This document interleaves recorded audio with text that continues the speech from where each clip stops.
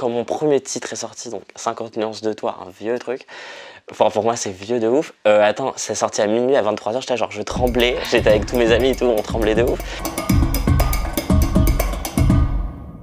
Comment ça va?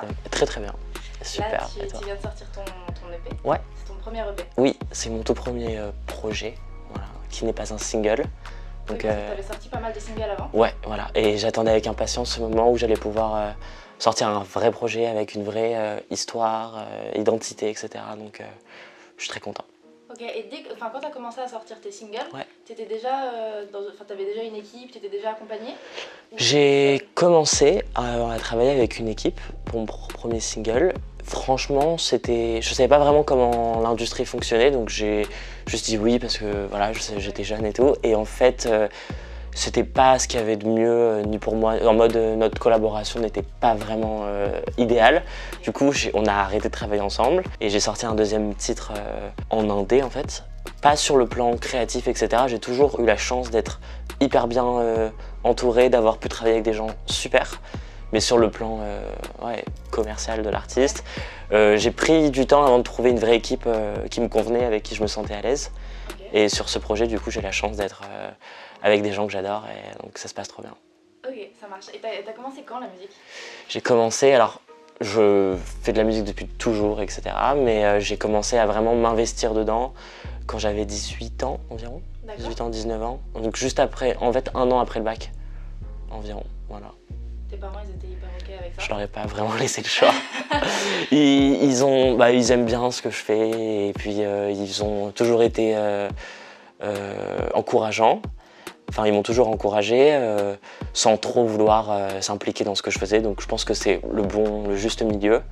Ils m'ont jamais poussé à faire quoi que ce soit et ils sont juste contents quand je fais quelque chose de moi-même et voilà quoi. Ok, donc eux ils t'ont influencé un petit peu dans ton univers musical ou... Alors musicalement parlant, ouais, mon père surtout il m'a beaucoup influencé, c'est lui un peu qui m'a transmis cet amour pour la musique et pour des trucs hyper pointus auxquels je m'intéressais même pas quand j'étais petit et je comprenais pas vraiment de quoi il me parlait, etc. Et en grandissant, je me suis rendu compte que beaucoup de mes bases en fait musicales venaient de ce que mon père me faisait écouter, ce dont mon père me faisait écouter et donc ouais, mon père m'a beaucoup...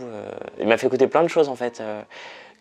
T'as des groupes à nous donner? Ouais, des vieux groupes de rock californiens genre Eagles, Fleetwood Mac, ce genre de trucs. Et quand j'avais 12-13 ans, je disais oh, j'aime pas du tout, etc. Mais en fait aujourd'hui c'est des choses que j'adore.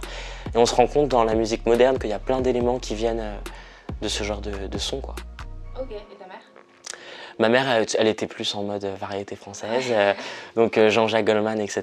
Et puis après, je pense comme tous les enfants, on écoute ce que nos parents mettent à la maison. C'était ça mon premier rapport avec la musique quand j'étais jeune, quoi. D'accord. Et là, tu fais ta musique, tu as sorti ton EP qui est en anglais. Ouais, c'est en anglais. Pourquoi en anglais? Pourquoi en anglais je me suis surtout dit pourquoi pas. Parce qu'en France, dès qu'on fait quelque chose en anglais, c'est pourquoi l'anglais, pourquoi, nanana. Et en fait, je me disais pourquoi, parce qu'au final, c'est Donc moi, pour t'expliquer un peu, j'ai déménagé à Londres à 14 ans. Donc j'étais en fait encore jeune et je me suis construit beaucoup en Angleterre et j'ai construit mon identité musicale là-bas. Et même si j'ai toujours gardé en moi cette identité et cette musicalité française, et au final, je me suis rendu compte, à un certain âge, que j'étais plus à l'aise avec, la musicalité anglo-saxonne, et juste le milieu anglais, etc. C'est quelque chose qui me correspondait plus. Et je me suis trouvé plus libre en écrivant en anglais et en composant des titres en anglais. Et je trouve ça plus naturel pour moi, en fait. Donc c'est pas vraiment par stratégie ou envie d'être quoi que ce soit, c'est vraiment archi naturel pour moi. Et je trouvais ça plus naturel en fait de faire ça plutôt que de me forcer à faire quelque chose en français, alors que j'écoute principalement que des chansons en anglais. Donc voilà. Je dis pas que je me suis forcé avant à chanter en français, c'était vraiment pas le cas, mais c'était vraiment juste une suite logique en fait dans ce que je faisais. Et avec toute cette période de Covid, etc., je me suis retrouvé à faire beaucoup de titres seul chez moi, sans être entouré d'équipe, sans être entouré de mon manager ou quoi que ce soit. Et je me suis rendu compte qu'une fois que j'étais avec moi-même, ce qui sortait le plus naturellement, c'était en anglais. Donc voilà pourquoi en anglais. Et c'est drôle parce que tu dis quand tu es un artiste français et que tu chantes en anglais, tout le monde te demande pourquoi. Ouais. Est-ce que quand tu as commencé à faire de la musique, tu te posais cette question de qu'est-ce que les gens vont penser de ce que je fais, qu'est-ce que les gens vont penser de ce que Bien sûr, attends. Est-ce que ça a vraiment changé quelque chose dans ce que tu faisais ou tu as réussi à... L'avis des gens, ouais. Les critiques que j'ai pu recevoir sur ce que je faisais. Les critiques que tu as pu recevoir ou sur mes premiers titres, etc. Ou la peur des critiques justement. Ouais, bah de fou. Attends, la première fois, quand mon premier titre est sorti, donc 50 nuances de toi, un vieux truc. Enfin, pour moi, c'est vieux de ouf. Attends, c'est sorti à minuit, à 23h, j'étais genre, je tremblais. J'étais avec tous mes amis et tout, on tremblait de ouf. Et j'avais reçu plein de super bons avis sur ce titre. C'était vraiment quelque chose qui aujourd'hui me ressemblerait pas, mais je suis trop content d'avoir pu faire ça à l'époque. Et j'avais reçu tellement de critiques aussi sur ce titre, mais tellement de critiques. Et du coup, je pense pas avoir écouté ce que disent les gens pour progresser. Je pense juste qu'un artiste, ça progresse quoi qu'il arrive, surtout à 17 ans, 18 ans. Et j'étais juste à un âge où tout ce que je découvrais en fait dans ce milieu, je m'en imbibais et j'évoluais vraiment genre semaine après semaine. Et quand j'ai commencé la musique, j'ai vite sorti un titre. Après, j'avais très peu d'expérience d'écriture, de composition, de studio, etc., de technique. Et c'est juste, ça s'est fait naturellement. Donc évidemment, les critiques des gens, ça rajoute une espèce de petite pression et c'est hyper intéressant d'écouter ce que les gens ont à dire. Mais la plupart du temps, c'est des trucs un peu débiles aussi qui n'ont ni queue ni tête. Ok, ouais. D'accord. Et là, tu as sorti ton EP, tu as eu des bons retours, j'imagine. Oui, là, j'ai pas eu beaucoup de critiques, donc je suis content. Okay. Critiques négatives. Est-ce que tu as déjà fait de la scène? Ouais, j'ai jamais eu la chance de faire de vrais concerts et tout, mais parce que j'ai commencé la musique du coup 1 an et demi avant le Covid. Génial. J'ai pu faire des lives en mode j'ai fait des petits showcases, mais genre avec 100 personnes maximum, et j'ai fait des lives en mode j'ai fait un live dans un espèce de théâtre, mais c'était rediffusé en ligne, donc j'ai jamais eu la chance encore de rencontrer un public et de faire un vrai show comme ça, mais j'espère que je pourrai le faire bientôt, ouais, surtout avec cette EP. Tu sens un truc un peu différent en toi quand t'es sur scène? Ouais, bah c'est vraiment pas la même sensation que quand je m'enregistre dans mon studio ou quoi que ce soit. C'est vraiment c'est quelque chose où tu te mets à nu en fait, je pense. Ouais, bah j'imagine. Ouais. Bah surtout il y a quelque chose en tant que grande spectatrice de plein d'artistes. Ouais. Souvent on se dit c'est marrant, cet artiste j'aimais bien ce qu'il faisait sur Spotify, mais en fait le voir en concert c'est complètement autre chose. C'est vrai, ouais. Est-ce que vous en tant qu'artiste, quand vous montez sur scène, vous savez que le show que vous allez donner est quelque chose de différent? Ouais. Est-ce que les gens écoutent? Donc c'est quelque chose que vous préparez? Personnellement, moi, c'est ouais. naturel? Non, alors je pense que tous les artistes sont différents. Moi personnellement, je sais que j'aime offrir en live quelque chose d'un peu plus acoustique. Ouais. Parce que mes titres sont très produits, surtout dans cette EP, j'ai apporté vraiment une production lourde sur chaque titre, en mode avec beaucoup d'arrangements, beaucoup d'instruments, etc. Et je me verrais pas faire un truc en live avec un playback orchestre archi précis, plein d'arrangements de ouf et tout, et moi faire un truc en live qui du coup va être moins honnête. Donc j'aime toujours revenir à quelque chose d'un peu plus naturel entre guillemets en live et plus acoustique, et je trouve ça plus intéressant, surtout quand t'es en face de gens, tu veux être connecté, moi surtout c'est ce que j'aime, je pense. Donc moi, si demain je dois préparer un show, je vais préparer quelque chose de plus naturel, plus nu en fait. Plus toi. Voilà, avec peu d'artifices, ou alors uniquement des artifices qui ont un sens. Je dirais, voilà. Ok, t'as des artistes que t'écoutes aujourd'hui qui influent encore avec la musique que tu produis? Ouais, de ouf.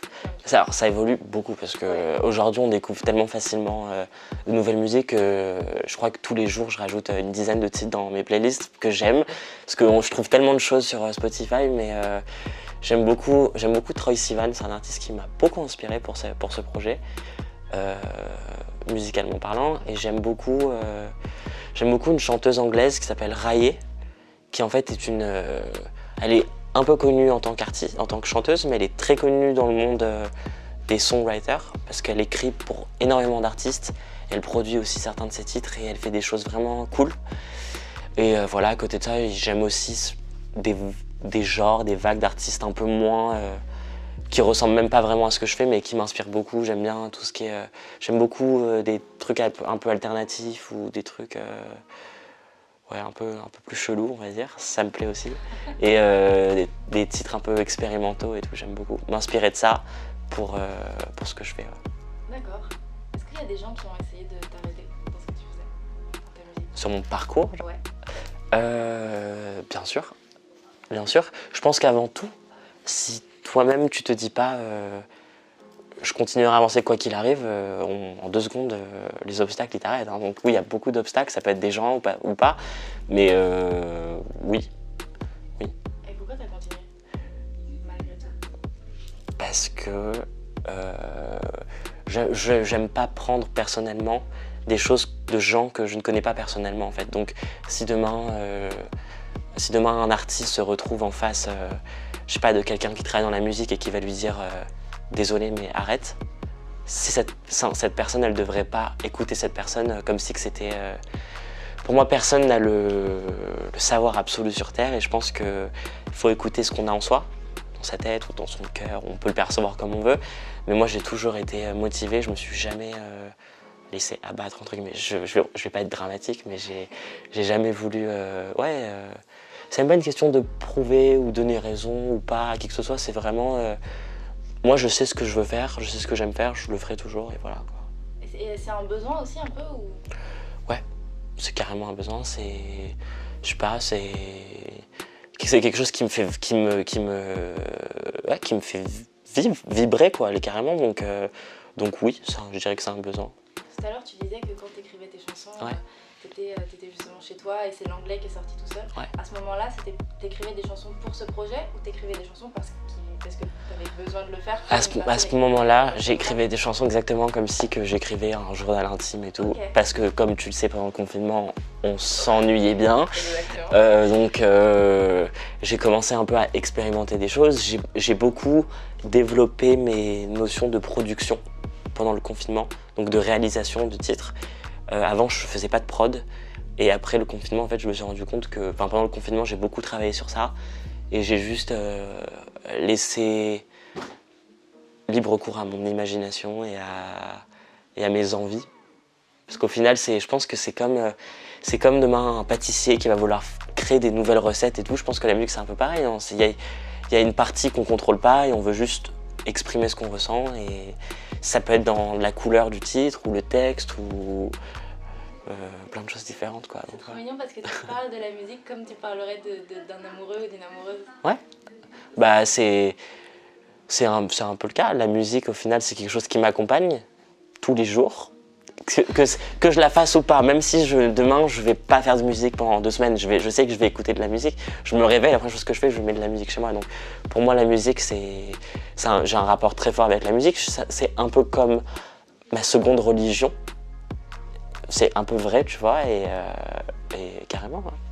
Ok, et si demain tu avais face à toi le Samuel qui a 7 ans? Ouais, qui a 7 ans, 7 ans. Très précis, alors, pas enfant, genre 7 ans.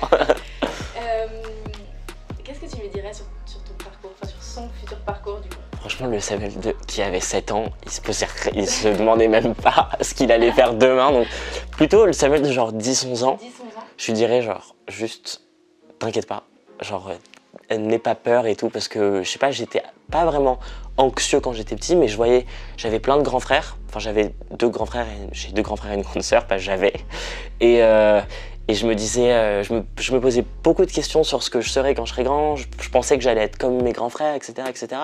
Au final, on a tous notre personnalité différente et je me suis juste... je pense qu'aujourd'hui, je lui dirais juste kiffe ta vie, t'inquiète pas, stresse pas, travaille à l'école un peu plus. Et assume ce que tu aimes dans la musique en fait. Parce que j'arrivais pas à assumer que j'aimais faire de la musique quand j'étais plus jeune, quand j'étais ado. J'étais sûr que quand j'allais dire ça à mes parents ou à mes frères et sœurs ou à mes amis, ils allaient me dire t'es relou, genre juste t'es relou. Et donc j'avais trop peur en fait de me lancer vraiment et de m'investir dans ça.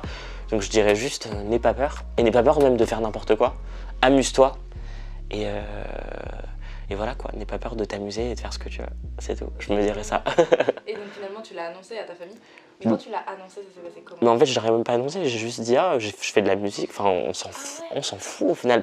Je suis juste arrivé à un moment de ma vie où je me suis rendu compte que les parents, en fait, un enfant, il ressent souvent qu'il a de la pression de ses parents, alors qu'au final, les parents, ils s'en foutent, ils veulent juste que le petit s'amuse, je crois. Et moi, j'ai juste dit à mon père, ah, j'ai fait une musique, je te l'ai envoyée, il était trop content, il m'a dit c'est cool et tout.